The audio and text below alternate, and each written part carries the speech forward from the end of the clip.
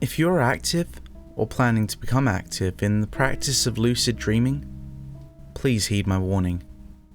It's a very dangerous practice. Your mind, your subconscious, it doesn't want you to find something out. My friend learned the hard way. I learned about lucid dreaming after a school program trip to a sleep clinic. I learned about it and how to do it, me and my friend both. He and I talked about it later, and we decided that we wanted to try it together. The first night, it was difficult. I ended up controlling myself for a little bit, but I lost control. Come to find out, my friend had the same problem. He and I struggled for about a week and a half, but we finally got the hang of it. We were able to control our dreams until the next morning. It was pretty awesome, being able to interact with our minds. The best part was that we could remember our dreams, the whole dream. It was cool trying to place events and how you got there, kind of like Inception. I cracked a joke that we need to go deeper to my friend, and he said we should. I was puzzled with what he said. He saw this and explained. A couple nights ago, I found a door in my dream. It was labelled Innermost Thoughts, and it had Stay Out printed in yellow and black striped letters. I didn't pay attention to it, but I'm pretty sure it leads deeper into our dreams. He'd asked if I'd seen this door. I hadn't seen it yet, at least to what I could remember. He said that once I see it, to tell him. The bell rang and we went to class. In math, I pondered a question in my head. Why would there be a door like that in a dream? What does your mind not want you to know?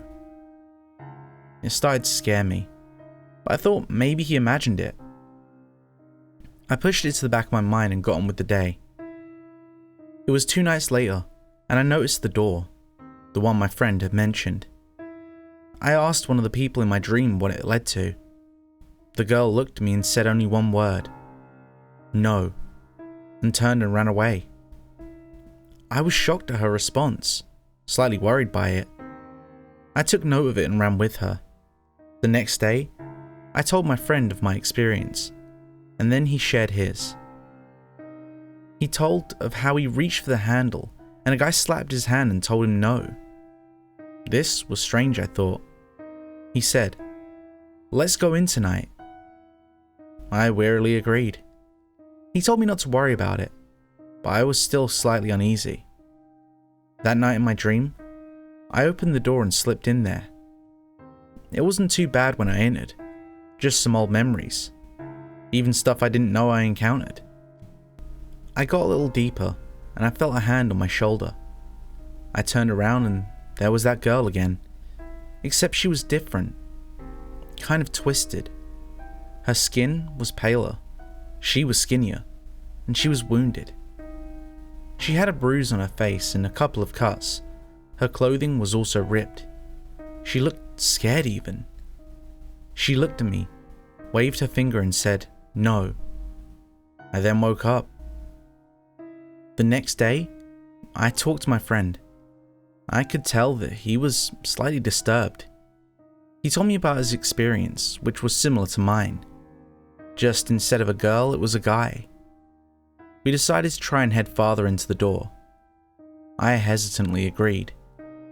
That night, I struggled getting into a dream. I kept thinking of what I might find. I was finally able to do it. I wandered through the dream trying to find the door, and I finally found it and entered it. I made it past where I was stopped last time. Looking at the screens the memories were playing on, I noticed something strange. These memories seem to be from before I was born. I don't think I ever met Lewis and Clark. I got to the point where I reached 3 more doors. They were labelled Fears, Memories Continued, and Subconscious Thoughts. I wanted to see more memories, but as I reached the door, I woke up. I talked to my friend over the phone. He sounded scared, saying that he was attacked in his dream. I got to the doors and they were waiting there for me. They had clubs and brass knuckles. I couldn't run. They just beat me. I woke up with bruises and a fat lip. I asked if we should continue, hoping he'd stop. Yes, we need to find out what our minds are trying to hide from us.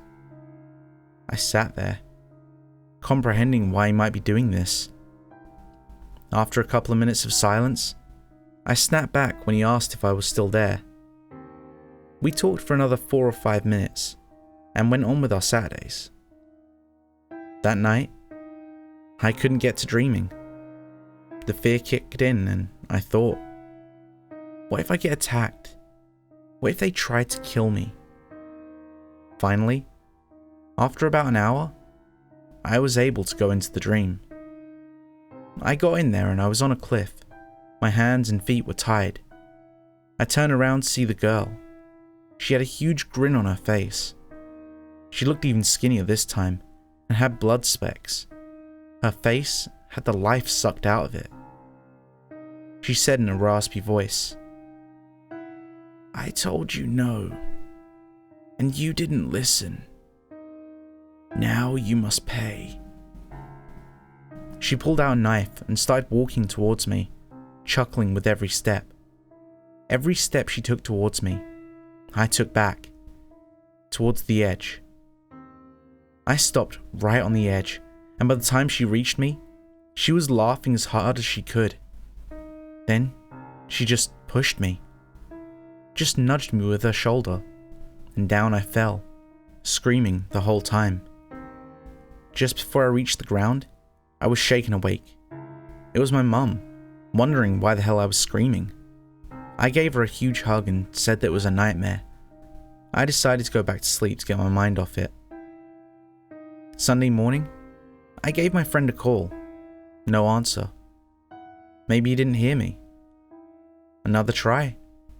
No answer. I decided to walk to his house. When I got there, I saw his mother crying on the porch, and an ambulance. I ran to the porch, asking what had happened. He killed himself, she said through her tears. She thought that he killed himself. I know what really happened. She handed me an envelope. He wanted you to have this. It had my name on it, and it said Lucid Dreaming on it. I quickly ran home to see what was inside. I went to my room and opened the envelope. It was a letter. I'm probably not going to make it after tonight. I don't want you to get hurt, so I'm going to hope you stop. But I can't make you. But I want you to know, I knew they were going to kill me.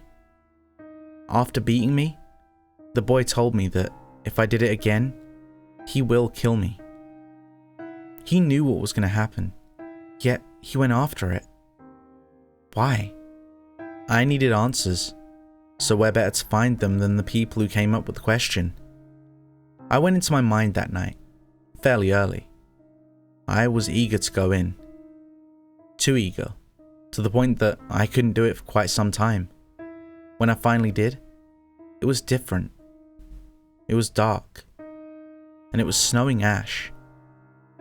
There were blood, guts, and bones everywhere. I heard a distant noise. It sounded like some eating, very, very loudly. I followed the noise to a group of people, the kids from the previous dreams.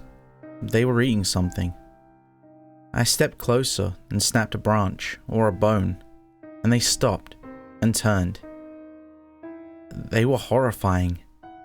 They had rotten-toothed smiles. They gouged out their eyes and they couldn't stop smiling. They said, in perfect dark unison, "Your friend didn't listen, and he paid the price. Now it's your turn." They started walking towards me. The front one, the girl, drew a knife. I tripped and fell. She got closer. She then whispered when she got to me, "You'll be one of us now." I was then awakened. My dad tackled me with a knife in my hand. My parents admitted me to a psychiatric hospital. I was never able to sleep. I always had dreams of them chasing me, trying to get me. How am I telling you this? This is only a note that the doctor found. I'm finally giving in. I don't know how it'll end, but it'll probably be messy. Please heed my warning. Don't let them catch you. Don't mess with your own mind. Thanks for sticking around to the end. And if you enjoyed today's story, make sure to leave a like. And if you want more like it, make sure to subscribe and ring the bell so you never miss a story. If you need more now, why not check out my Creepypasta playlist? I'll leave that on this card, and I'll catch you in the next story.